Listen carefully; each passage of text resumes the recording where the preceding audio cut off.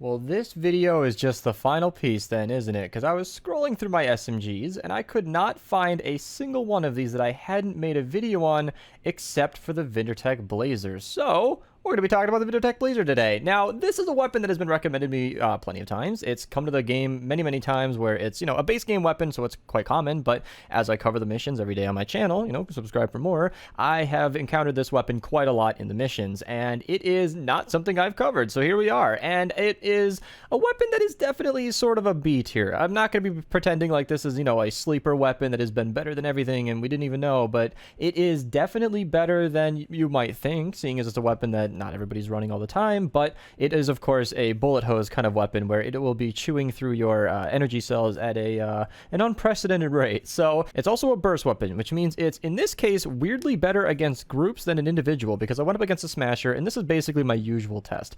Typically a really strong weapon like the Thrasher is usually my golden example, will eliminate a smasher in exactly a little less than one magazine size. If you use the Founder's Quick Shot, it is also very similar. Now many SMGs can do that, and I believe the Silent Spectre is one of them, but the Vindertech Blazer did not. That actually gives me the best benchmark to show you just sort of where this weapon stacks against the other SMGs. It did about 60% of its health, which is good, but not very impressive. So it definitely does actually do quite better against, crowds of enemies, because its burst does about enough to kill a single enemy in one shot, and with Affliction doing as much damage as it is in our current version of the game. I don't know if it's a bug or if it actually got patched. I'm honestly not certain, but I did find many of the enemies were fading away over time because the health was getting, ticked away by Affliction. And that was really nice to see, because with the weapon that has, an energy cell cost with it, it's kind of nice to see that you can one burst an enemy and then they'll die over time, and you won't have to worry about laying into one when you could just switch to a new target. So that does make crowd clearing very effective. And in general, it's maybe not my personal style of weapon, but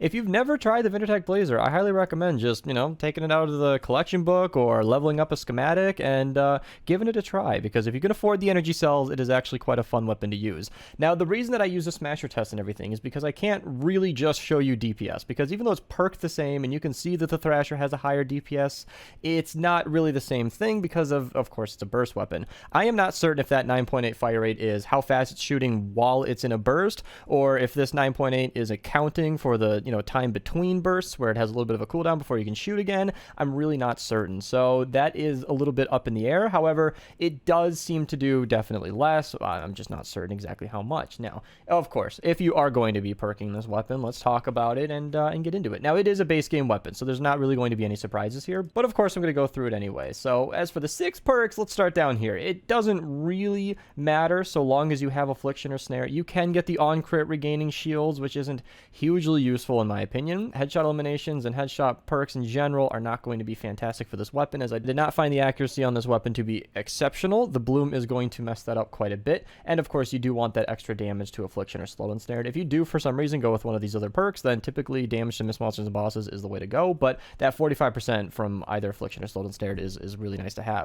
And then of course, to differ from the build that I'm showing you, you do have 2 crit damage perks on here, so if you for whatever reason wanted to run totally rocking out with this, you absolutely could. I wouldn't recommend it, but it's definitely an option. The middle perk is probably the easier one to talk about as well, because there's not really a lot of options as per usual. Reload speed is potentially not necessary on this one. I ran it and I did not mind it at all. 1.5 seconds is a really fast reload speed, and you might be able to get away with a mag size perk. Now, it does have 45 bullets, but because it's a burst, I did not actually notice how many you're shooting at once. I believe it's 2 or 3 shots. Assuming it's a normal 3 shot per burst, it's basically a 15 mag size. So on a burst weapon, typically your mag perk is a little bit more necessary, because that mag size can be deceiving. And yeah, so it depends on your playstyle. I prefer to just keep the high reload speed. It didn't really matter to me. Mag size can have you going for a lot longer, and damage, if you're okay with both of those, is definitely going to be the best bang for your buck bullet damage wise, meaning you will be doing more damage per bullet, but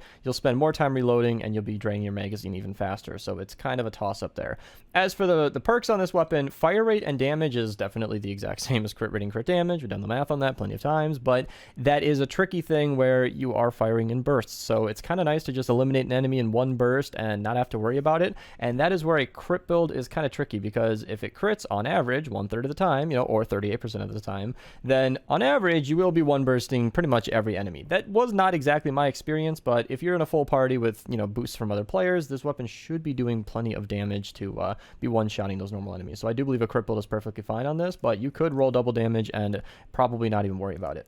Energy is probably the best way to go. Generally, you do want to match up an element against a specific enemy, but in this case, for whatever reason, I just think energy is probably the best way to go because honestly, I just think it's the only way. And that's the Vindertech Blazer, you guys. Not a really exciting weapon. You know, it is one of the very, very few burst SMGs in the entire game, so there is that, but it is definitely definitely a little too underpowered to be worth it. In my opinion, energy cell weapons should be significantly stronger than most weapons, and in fairness, most of them are. You know, some of the Storm King weapons are the best weapons in the entire game, and generally speaking, energy-based weapons, energy cell weapons are generally superior. However, the Vindertech Blazer is more of a middle-of-the-ground weapon. It's definitely fun, and you can definitely use it effectively in the higher-end zones, but of course, that damage per second is going to hold you back, so, you know, it's kind of up to you.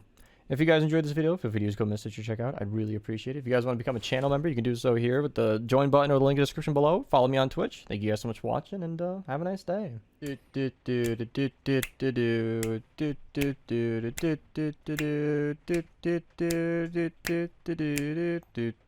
And then